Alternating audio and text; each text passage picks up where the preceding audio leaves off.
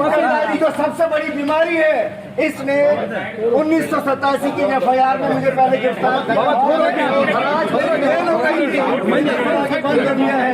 मेरा कसूर ये है कि मैं इमरान खान का सिपाही हूँ। मेरा कसूर ये है कि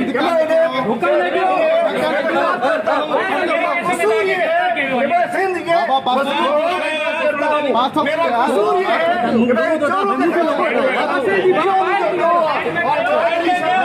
अपने जिले में कितनी दफा जो करने करो।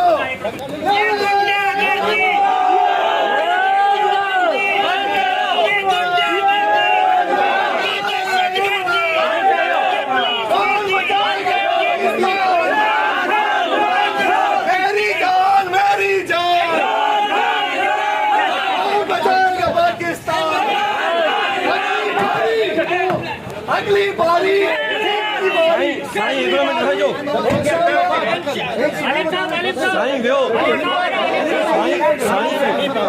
देखिए एक मिनट, मैं आज 1987 का केस झूठा बनाया था, मुझ पर आज आया था, इधर पकड़ा है जरदारी और मुराद अली शाह मेरी आवाज बंद करना चाहते हैं, लेकिन मैं इमरान खान का सिपाही हूँ।